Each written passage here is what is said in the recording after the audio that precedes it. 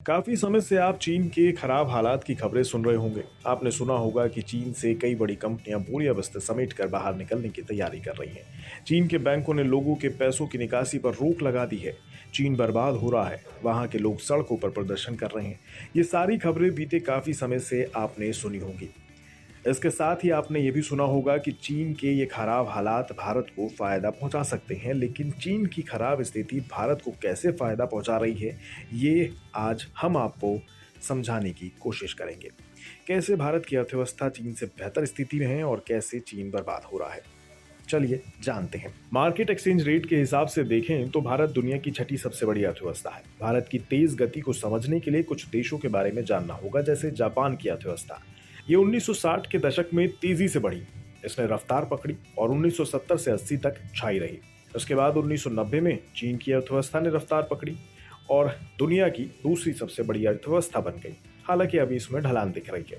अब नंबर आता है भारत का। इसने 2015 में तेजी पकड़ी। भारत के लिए अगला दशक सबसे महत्वपूर्ण होने वाला है, क्योंकि अगले दशक में 11% की विकास दर अगर भारत बनाए रखता है तो 2031 तक दूसरी सबसे बड़ी इकॉनमी बन सकता है। लेकिन भारत ने इस वृद्धि दर को अगर नहीं बनाए रखा तो चीन को पछाड़ने में और 30 साल लग जाएंगे, यानी 2060 आ जाएगा। लेकिन ये जब होगा तब होगा, वो देखा जाएगा।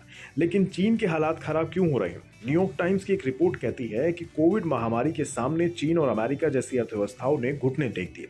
ग्रोथ रेट 3% से नीचे आ गया या फिर उसके आसपास बना रहा। लेकिन भारत के साथ ऐसा नहीं हुआ। भारत पर कोविड महामारी का ज्यादा बड़ा असर नहीं देखा गया, क्योंकि लॉकडाउन खुलते ही हर तरह के काम पटरी पर लौट आए। महामारी और यूरोप में युद्ध के बावजूद भारत दुनिया के ग्रोथ रेट में 14% की हिस्सेदारी देता रहा।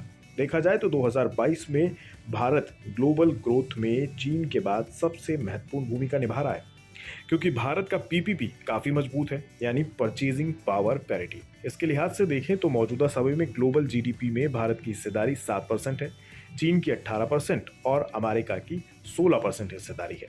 मार्केट एक्सचेंज रेट में भारत की जीडीपी 2027 तक $5 अरब तक पहुंचने की उम्मीद है। 2027 तक पीपीपी के टर्म से भी देखें तो $16 खरब तक पहुंचने की उम्मीद है, जो 2021 की तुलना में $10 ट्रिलियन से ज्यादा होगा।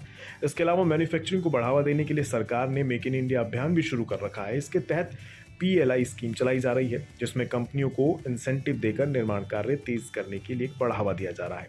मेक इन इंडिया के तहत सरकार ने मैन्युफैक्चरिंग को ग्रोथ रेट 10% निर्धारित कर रखा है। इसका शेयर 2030-31 में 25% तक जा सकता है। इस लिहाज से देखा जाए तो भारत दुनिया का सबसे बड़ा मैन्युफैक्चरिंग हब बनकर उभर सकता है, और यही वो कारण है जो चीन को पछाड़ने के लिए काफी है।